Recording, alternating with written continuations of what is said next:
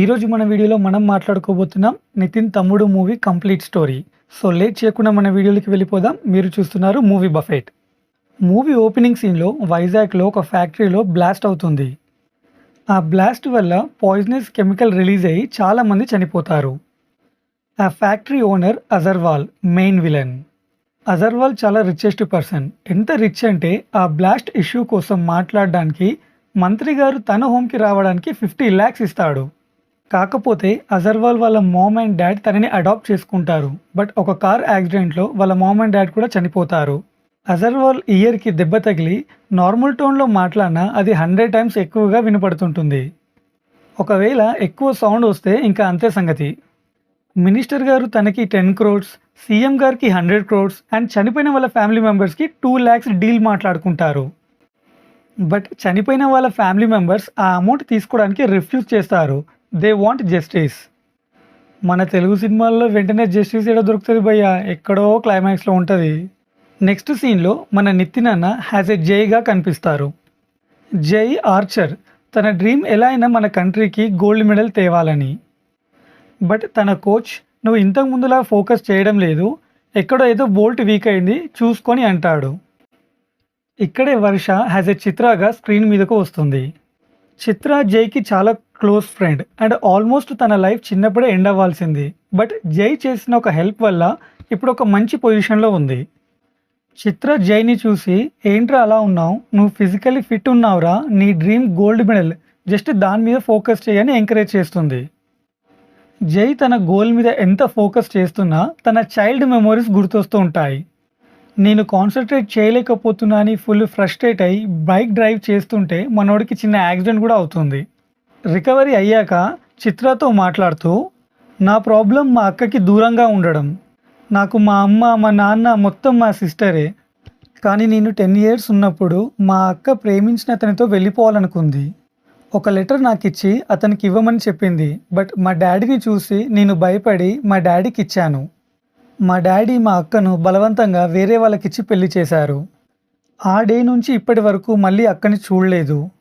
Even మా daddy చనిపోయినా తను రాలేదు అని చెప్పి చిత్ర అండ్ జై వాళ్ళ అక్క కోసం వెళ్తారు. నెక్స్ట్ సీన్లో ఆ బ్లాస్ట్ జరగడానికి కారణం యాక్సిడెంట్ అని డాక్యుమెంటరీ రెడీ చేపిస్తారు. బట్ కొంతమంది గవర్నమెంట్ అఫీషియల్స్ సైన్ చేయడానికి ఒప్పుకోరు. అప్పుడు అజర్వాల్ అందరూ విలన్స్ చేసే పనులే చేస్తాడు. గవర్నమెంట్కి 100 crores ఇచ్చినోడు వాళ్ళతో ఎలా సైన్ పెట్టించుకోవాలో తెలీదా? సేమ్ ఓల్డ్ రొట్ట కాన్సెప్ట్. వాళ్ళ ఫ్యామిలీ మెంబర్స్ అందరినీ కిడ్నాప్ చేసి చంపేస్తామని బెదిరించి సైన్ పెట్టిస్తాడు. అసలు ఎందుకు వస్తారో కూడా తెలీదు. చేసే ఇంట్రెస్టు, ఉత్సాహము సర్వనాశనం. ఓకే, నెక్స్ట్ మొదలు పెడదామండి. అందులో ఒక లేడీ నువ్వు మాతో సైన్ పెట్టించావు, కానీ మా హెడ్ ఒక మేడం ఉన్నారు, ఆమె నీకు సపోర్ట్ చేయదు, నువ్వు తొందరలోనే జైలుకి వెళ్తావని చెప్తుంది. ఎందుకు అలాంటి మాటలు విలన్తో అవసరమా? వాడి ప్లేస్లో ఉండి వాడు ఎంత పవర్ఫుల్లో తెలిసి విలన్కి నిరపకాయ పెట్టినట్టు మాట్లాడితే మేబీ ఆమె లోపల ఫీలింగు నీకుందిరా రే. నెక్స్ట్ సీన్లో లయా గారు హ్యాజ్ ఎ ఝాన్సీగా స్ట్రిక్ట్ గవర్నమెంట్ ఆఫీసర్గా వస్తారు. బట్ ఛత్తీస్గఢ్ బార్డర్లో ఉన్న అమ్మవారి జాతర కోసం మొత్తం ఫ్యామిలీ వెళ్తారు. అజర్వాల్ వాళ్ళు ఛత్తీస్గఢ్లో ఉంటే మాత్రం వదులుతారా? మీకు తెలీదా, నాకు తెలీదా వాళ్ళ మీద రౌడీలు పంపుతారని? నాకు డౌట్ భయ్యా, వాడికి ఎందుకు భయ్యా అంత డబ్బు పిచ్చి?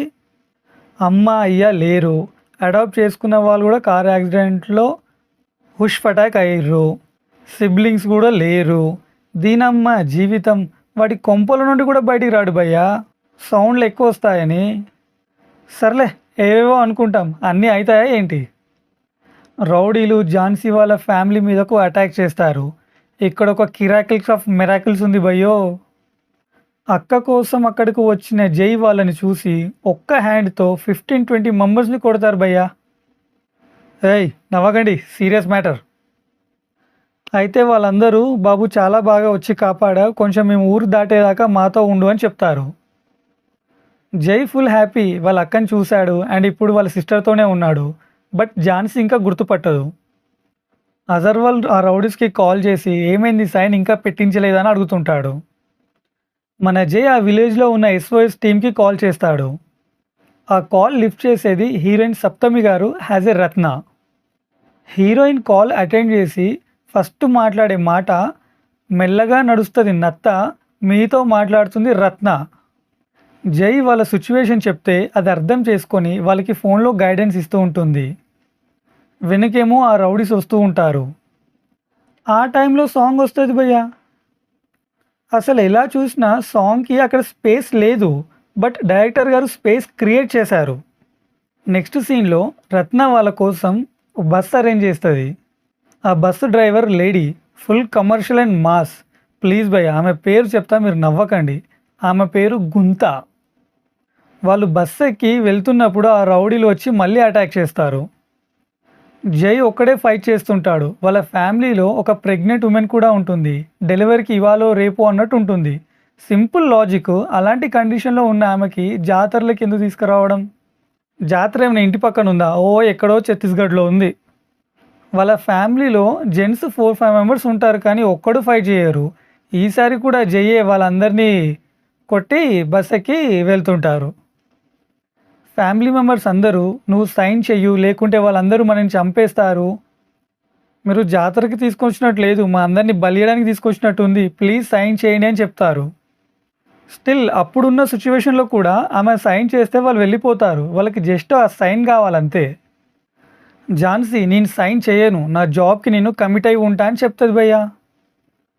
పోనీ మూవీ ఫుల్ ఎమోషన్స్తో కనెక్ట్ అయ్యి మంచి ఇంపాక్ట్తో ఉంటుంది అనుకుంటున్నారేమో, సగం ఉడికిన బిర్యానీ తింటున్నట్టుంటుంది. సో ఇక్కడ ఇంటర్వెల్ అవుతుంది భయ్య. అమ్మయ్య, మొత్తానికి ఒక గండం గట్టెక్కించాం. ఎలాగో ఇంటర్వెల్ కదా, మీరు కూడా ఒక లైక్ వేసుకొని షేర్ చేసి సబ్స్క్రైబ్ చేసుకోండి, ఓ పని అయిపోతుంది చెప్తా. నెక్స్ట్ సీన్లో అజర్వాల్ వాళ్ళ విలన్స్కి కాల్ చేసి సైన్ వద్దు ఏమొద్దు అందరినీ ఫసక్ చేయండి, అండ్ అక్కడ ఉన్న లోకల్ విలన్స్ కూడా చెప్పండి, ఎవరైతే పని పూర్తి చేస్తారో వాళ్ళకి 1 crore రివార్డ్ ఇస్తా అని చెప్తాడు. ఇంకేముంది, ఆ లోకల్ విలన్స్, ఎస్టీడీ విలన్స్ అందరు వెతుకుతూ ఉంటారు. జై వాళ్ళు వెళ్తున్న బస్సు ఒక గుంతలో పడి బస్సు స్ట్రక్ అవుతుంది. అందులో ఉన్న ఆ ప్రెగ్నెంట్ ఉమెన్కి నొప్పులు స్టార్ట్ అవుతాయి. వెనుక కొన్ని 100 మంది చంపడానికి వస్తుంటారు. బస్సు దిగి ఒక ప్లేస్లో చుట్టూ ఫైర్ పెట్టి వాళ్ళు మిడిల్లో ఉంటారు. రత్న ఫోన్లో డెలివరీ గురించి గైడెన్స్ ఇస్తూ ఉంటుంది. అయినా కూడా ఆ లోకల్ విలన్స్ ఫైర్ దాటి లోపలికి వస్తుంటారు. ఇంకా మన జై వాళ్ళతో డిషుమ్ డిషుమ్ చేస్తుంటాడు. జైకి కూడా దెబ్బలు తగులుతాయి, పావం కత్తి కూడా గుచ్చుకుంటుంది. ఆ లోకల్ విలన్స్లో ఒక పెద్ద విలన్ లోపలికి వస్తాడు. ఎంతమంది లోపలికి వస్తే ఏంటి బ్రో, డైరెక్టర్ గారు జయ్యే గెలవాలని స్టోరీ రాసుకున్న తర్వాత. బట్ ఇక్కడ చాలా ఇంపాక్ట్ఫుల్ సీన్ ఉంటుంది భయ్య, జస్ట్ 2 minutesే, బట్ సూపర్ సిచ్యువేషన్. ఆ ఉమెన్ డెలివరీ చేయలేకపోతుంటుంది. రత్న గట్టిగా ఊపిరి తీసుకొని ఓం అని పుష్ చెయ్యి అండ్ అక్కడ ఉన్న వాళ్ళందరితో శ్లోకం చెప్పిస్తుంది. ఎంత బాగుంది కదా, ప్రెగ్నెన్సీ టైంలో ఓం మంత్రంతో డెలివరీ చేపిస్తున్నారు. అండ్ ఫైనలీ వాళ్ళు అక్కడి నుండి కూడా తప్పించుకొని వెళ్ళిపోతారు. విలన్ వాళ్ళు రత్న హెల్ప్ చేస్తుందని తెలుసుకొని తన మీద అటాక్ చేస్తే రత్న తప్పించుకొని జై దగ్గరకు బయలుదేరుతుంది. Dear viewers, kindly please attention. ఇప్పటి వరకు రత్న అండ్ జై ఫోన్లో మాత్రమే కమ్యూనికేట్ చేశారు, ఇంకా మీట్ అవ్వలేదు. వాళ్ళు వెళ్ళేటప్పుడు ఝాన్సీ వాళ్ళ డాటర్ మిస్ అవుతుంది. జై, నేను వెళ్ళి తీసుకొస్తా, నువ్వు వీళ్ళని జాగ్రత్తగా విలేజ్ దాటించు అని చిత్రాకి చెప్పి వెళ్తాడు. ఆ టైంలో రివార్డ్ గురించి తెలుసుకున్న గుంత వాళ్ళ దగ్గరకు వచ్చి నేను తీసుకెళ్తా రండి అని గుర్రం బండి మీద ఎక్కించుకొని ఒక గుహలో తీసుకెళ్తుంది. మిమ్మల్ని చంపితే నాకు ఇన్ని డబ్బులు వస్తాయని వాళ్ళ మీద పడబోతుంటే చిత్ర అడ్డుకొని గుంతతో ఫైట్ చేస్తుంది. ఆ ఫైట్ కూడా చూడలేం, పైశాచికంగా చూపిస్తారు. అంత అవసరం లేదు కదా, జస్ట్ 3-4 షాట్స్తో గ్రిప్పింగ్గా ప్యాక్ చేయొచ్చు. బట్ గుంత చిత్రాన్ని చంపి రక్తాభిషేకం చేసుకుంటుంది. How silly it is. Finally గుంత కూడా చనిపోతుంది ఆ ఫైట్లో, but presentation was too bad. అక్కడ జైకి కూడా వాళ్ళ కోడలు దొరుకుతుంది and hundreds of villains attack చేస్తారు. మళ్ళీ తప్పించుకుంటారు భయ్య. జై ఫైట్ చేయడం, తప్పించుకోవడం, ఆ సీన్స్ చూస్తుంటే నాకైతే ఒకటే అనిపించింది, చాలు, ఇక చాలు. నెక్స్ట్ సీన్లో వితిన్ 2 minutes వాళ్ళందరూ కలుసుకోవడం, చిత్రాన్ని అక్కడ సమాధి చేయడం అండ్ వాళ్ళు హార్స్ బండి మీద ఒక బ్రిడ్జ్ మీద వెళ్తుంటారు. అండ్ ఆ బ్రిడ్జ్ మీద ల్యాండ్ మైన్స్ పెడతారు మన విలన్స్. ఒక హార్స్ ఆ బాంబ్ మీద కాలు పెట్టగానే అందరూ కింద పడిపోతారు. మళ్ళీ ఇక్కడ కూడా హండ్రెడ్స్ ఆఫ్ విలన్స్ వస్తారు భయ్య. మళ్ళీ జయే అందరితో. మీరు ఈ సీన్స్ చూస్తుంటే మీకైతే మన బాలయ్య గారు రియల్ లైఫ్లో మాట్లాడే మాటలు మీ నోట్లోకి వస్తాయి.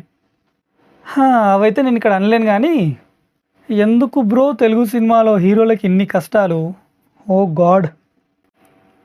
ఓకే, నెక్స్ట్ షాట్లో జై ఆడియన్స్కి రాడ్ దింపి విలన్స్తో ఫైట్ చేస్తాడు.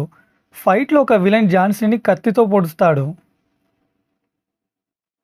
సిచ్యువేషన్ ఎలా వస్తుందంటే, ఝాన్సీ మార్నింగ్ 9 AM రిపోర్ట్ మీద సైన్ పెట్టి ఇవ్వాలి. సో వాళ్ళు విలేజ్ బయటకు వచ్చి ఝాన్సీ వాళ్ళని లోకల్లో ట్రీట్మెంట్ ఇప్పించి వాళ్ళని కమిషనర్ ఆఫీస్కి పంపించి జై అజర్వాల్ దగ్గరకు వెళ్తాడు.